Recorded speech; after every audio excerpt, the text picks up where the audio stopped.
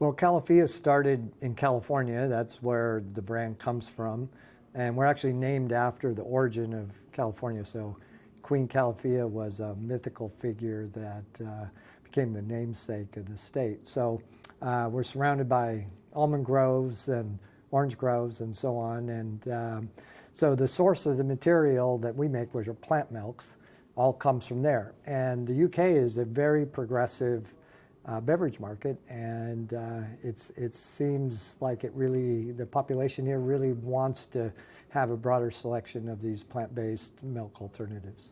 Do you think then that the dairy alternative market still has some way to grow here in Britain? Oh, absolutely. I think what we're seeing is just the beginning, and Califia, our brand, focuses on trying to approach it more from a category expansion point of view, and flavors, shapes, packaging, usage occasions, mixing it with coffee, things like matcha and cold brew coffees, all create a different level of interest on the part of the consumer, and I think help wake people up to there's a whole world of these kind of beverages which are low in sugar and offer a real alternative to dairy and juice products.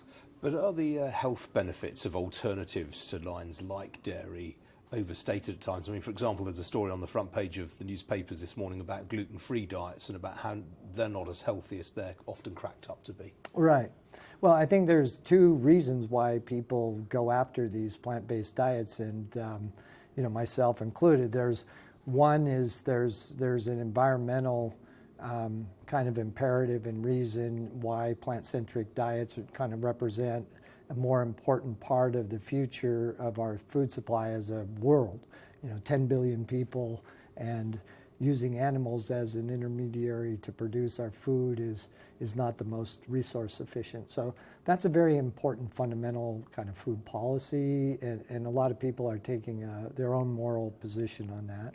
But when it comes to the actual products and health consumption, there's two reasons. I mean, people want transparency around their food, so they want to understand how it was processed, what's in it.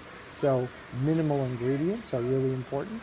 And then the second thing is that both micro and macronutrients. So our company really has a lot of focus on both supplying additional ingredients like calcium.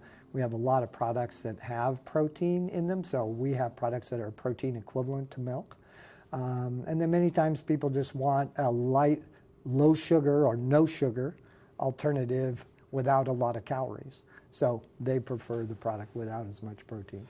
What about the competition, though? I mean, a lot of the big boys of the global drinks industry have moved into areas like yours. I mean, Dr. Pepper, PepsiCo and so forth. I mean, how hard does that make life for you as a small independent? Well, I guess we're small and independent because we like that little bit of that point of view.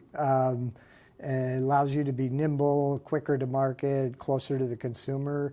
And I think the way our company packages things has a kind of just an honest authenticity that the consumer responds really well to. And because we don't have big industrial manufacturing systems, we can be flexible with our packaging. We can have creative designs. We have a curvy bottle that is very ergonomic for folks. So there's just little touches that go into having a small consumer-friendly company that makes it help drive the market forward a little bit. Now, the last drinks business that you founded ended up being bought by Coca-Cola. Right. Is Califia going to go the same way eventually? I hope not. Why not? Well, older and wiser, as they say, but I think we've got a capital structure and shareholders which are much more interested in a long-term perspective. Back then, as an entrepreneur, I kind of lost control of the company from a capital basis, and those investors had smaller timeframes in mind. Here, we really think we're at the beginning of a very fundamental shift in the food supply. I think people underestimate how radical the food system is about to change.